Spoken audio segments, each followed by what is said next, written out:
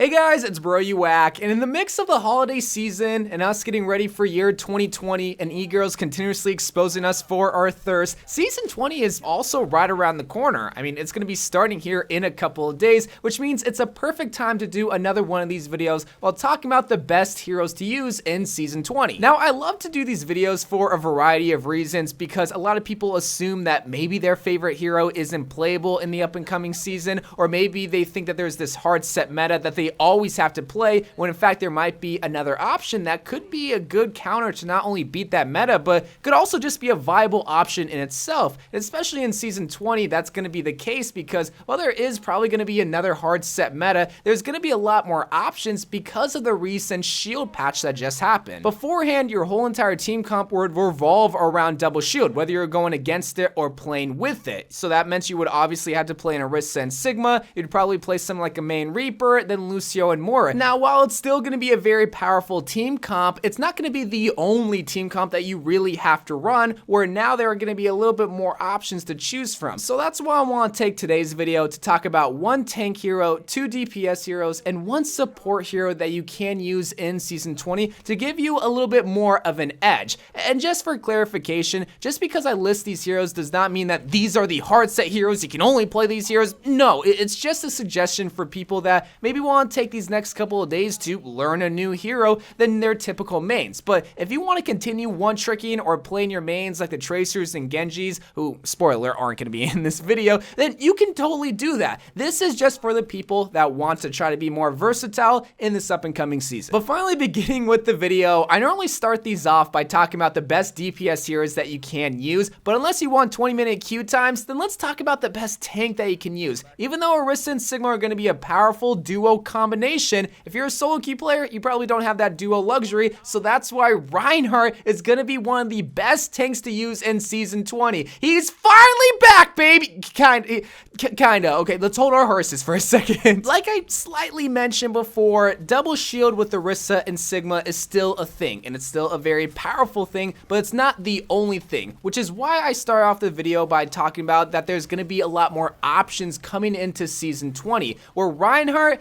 I really don't think he was considered an option because double shield, it was way too good. Now it's just sorta good. And if you are an Orisa main or a Sigma main, yes, keep playing your main, but Reinhardt players, go back to your ways, go back to swinging your hammer because he is now an option that you can use if you're not wanting to play double shield or if you don't have that duo luxury. And that's another reason why this Reinhardt option is such a beautiful thing, because it really only takes one person. Where double shield, it's assuming that you have a friend that can also play the other tank role, and we all know that having a friend is impossible with you because you're a straight up loser. And that's also assuming that you're both good at those tank roles, which might not always be the case. Where the Reinhardt option, it just takes one good Reinhardt player to not only give you the DPS that you need, but also get you the earth shatters that can change the pace of the game and also give you a gigantic shield. I mean, it's a 1600 HP shield.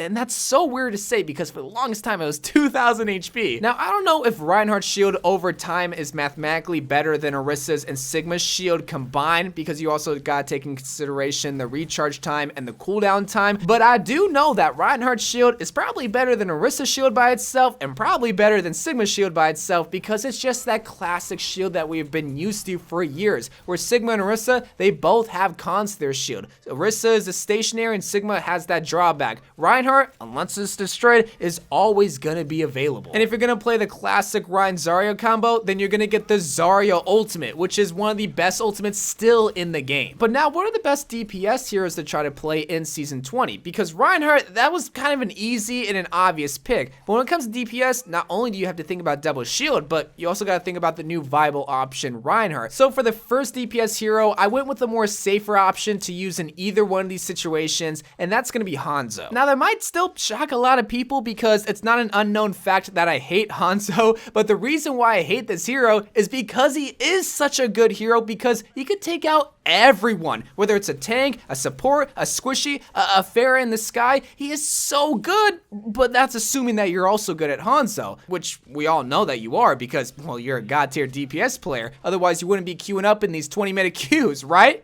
So now that we're on the same page that you're a god tier Hanzo player, why why is he gonna be so good in Season 20 specifically? Shield breaking. Hanzo is so good at breaking shields, whether it's Orisha's shield, especially Orisha's shield, Sigma's, or especially now with Reinhardt. The problem that I have with traditional shield break heroes like Pharah or Junkrat is that it's dirty DPS. You're not easily able to control where your DPS goes, where Hanzo, you're able to take aim, you're able to stop, you're able to decide where your DPS goes in fast, rapid sessions, where Pharah and Junkrat, the farther you are, the less control you really have. So while being able to break shields as Hanzo is all fine and dandy, that's not the only reason why you have him on the field. The other reason is that he's one of the best DPS heroes of all time, man. I mentioned it before. He can take out everybody that you want, whether it is that Reinhardt, whether it is that Zarya, Pharah, Ana, Mercy, Soldier. You can get insta headshots from one pull of a bow. No other hero in the game can really do that besides Widowmaker, but Hanzo can do it from up close or from far distances. That's why he's so good, and that's why I hate him, man, because when you really think about it, Widow can't really win in a 1v1 from like 5 inches away from a McCree, but a Hanzo can.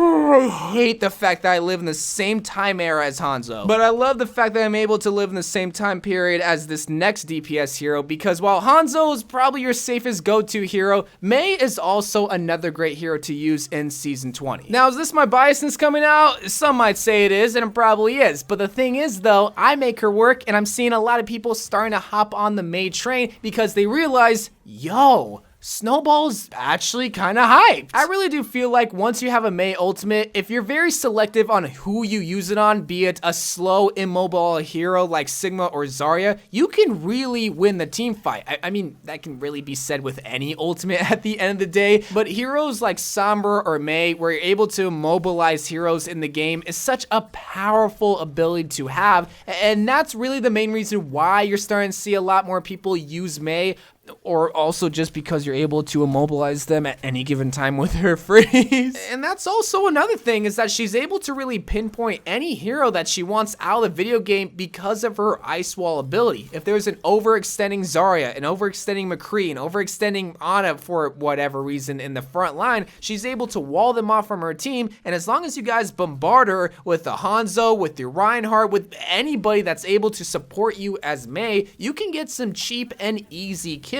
Now, is Mei gonna be the hero at the end of the game with the gold limbs and damage medals? No, because that's not where she excels at. She excels in being a tactile hero by going and freezing someone so that the Hanzo can just storm arrow them down, or she can just wall off the enemy Reinhardt so that the Reinhardt can charge him and just get an easy pin. That's where she's gonna be able to excel at, because she opens the door for the rest of your team. Yeah, you can still get kills by yourself, and in 1v1 situations, you should win them, especially against a squishy, but really, that's not what she's meant to do. It's possible, but it's not your main focus, or at least not my main focus. And that tactile can work against double shield, especially against a Sigma if you're able to wall him off, or even against the Reinhardt Zarya, like I mentioned before, wall behind the Ryan charges in, so on and so forth. Or if they're playing like a Hammond or Hog, oh, it's even easier. So that's why Mei's a good choice in Season 20. And now for the best support hero to use in Season 20, which I think unanimously is the best support hero. Unless you have terrible aim, Baptiste is your go-to guy. For what was, I assume, the past 56 seasons, Moira was the best support hero to use because she not only gave the best heals, but she also didn't require you to have any good aim. And then here comes Baptiste, and while his heals was good, his damage was good, his immortality field gave Moira a run for her money. And it was a really neck and neck battle where you could still use Moira even if you had good aim, just because she had so much heal opportunity.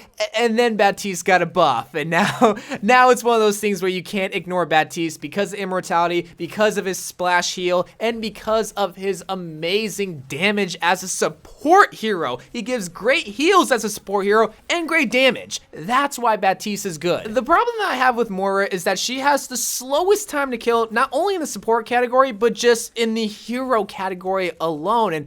And while that's not your main focus as a support hero, it's still something. It should still be considered something. So the fact that you can have just as much heals or even more heals with Baptiste, but can also do a lot of damage against double shield or just Reinhardt shield and have that window of opportunity.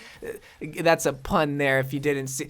Okay, anyway, Baptiste has it all, and there's only one con to this hero, which isn't even the hero's fault, and that is he requires aim. He requires aim with his heals, but especially requires a lot of aim with his damage side. And that could be a turnoff for a lot of lower level players, and statistically, Moira is popular in the lower levels, and Baptiste is more popular in the higher levels. Why do you think that is? Well, it's because they both give great heals, but Baptiste is better because of the higher damage, and immortality field is such a clutch thing. Like, you don't really appreciate it until you're like at 5 health, about to die from a Reinhardt's Earth Shatter, and then here comes a disc and it doesn't kill you. It's such a beautiful thing. But ladies and gentlemen, those are the best heroes to use in Season 20. Again, you can really use any hero that you want, but if you do want to learn a new hero or just possibly get above the competition in competitive, then play these heroes. I love you guys. Thank you guys for watching. More Overwatch videos to come, and bye.